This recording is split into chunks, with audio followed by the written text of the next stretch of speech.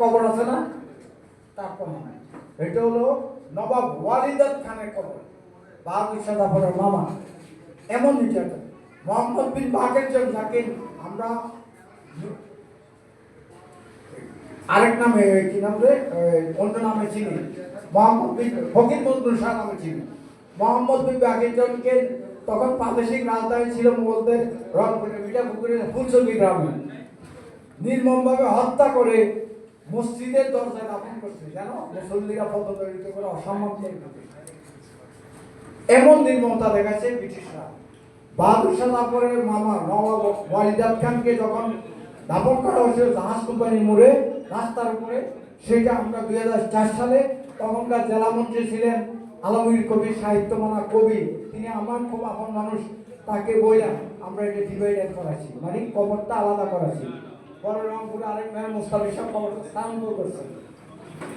এত নির্মমতা করছেন, কত দর্শন, নির্মমতা, অত্যাচার।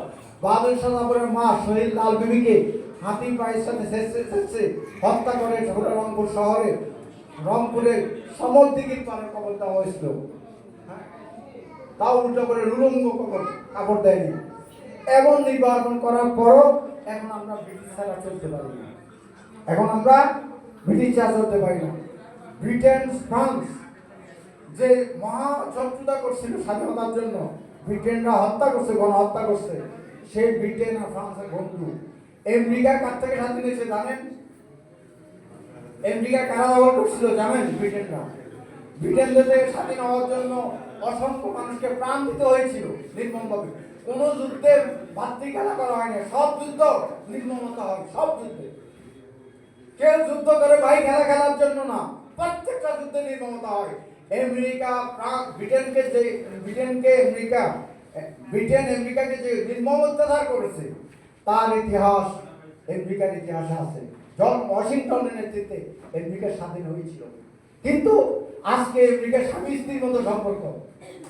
আর আমাদের দেশে 71 সালে কি হয়েছে না হয়েছে, ঠিক আছে, ওরা অত্যাচার করছে, ওরা তো ক্ষমা চাইছে, আবার চাইবে।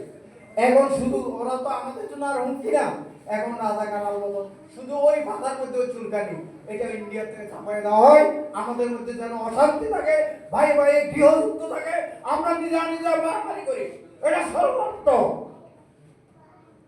পাকিস্তানিটা দখল করতে আসতে পারবে না, পাকিস্তান বহু দূরে। পাকিস্তান এই দেশ নিতে চায়নি। 47 সালে বিপ্লবী সুভাষ বসু এবং মোহাম্মদ আলী জিন্নাহ চেয়েছিলেন 47 সালে বাংলাদেশ স্বাধীন হোক, কিন্তু ভারত হতে দেয় নাই 47 সালে। কেন জানেন? 47 সালে যদি বঙ্গদেশ আর বাংলাদেশ স্বাধীন হয়, তখন ভারতের আসাম, ত্রিপুরা, পশ্চিমবঙ্গ সব আমাদের থাকতো। এই জন্য চালাকি করি শহীদ সরোয়ার্দীকে দিয়া, শেরে বাংলাকে দিয়া প্রস্তাব দিয়েছে তোমরা মুসলমানের সাথে থাকো।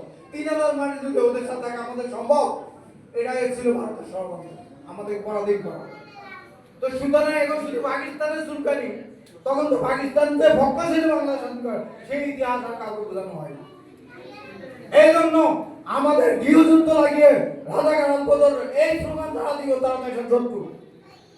ওরা পানিশমেন্ট হয়ে গেছে, যারা রাজাকার আন্দোলন ছিল তাদের ফাঁসি হয়ে গেছে, আবার কেন চুলকানি শুরু হয়?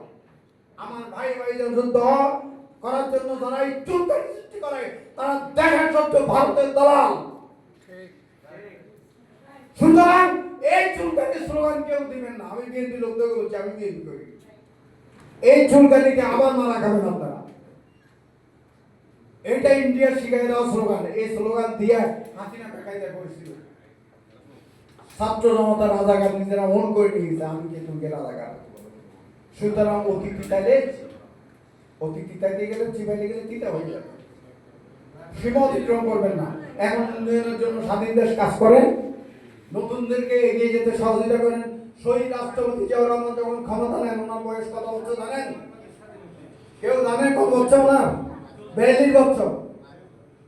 এবং ওনার মন্ত্রিসভায় নাজমুল হুদার বয়স কত জানেন? মাত্র 24 বছর। বেস্ট আনিসের বয়স 24-25 বছর। সব ইয়াং মন্ত্রী, সফল হয়েছে না? ওনার সে সফল কেউ হয়েছে দেশে? একটা শত্রু ওনাকে অসৎ বলতে পারবে? পারবে না, কারণ ওনার সফলতা দেখেছে তরুণদেরকে নিয়ে, উনি মেধাবীকে নিয়ে বেঁচে আনছেন।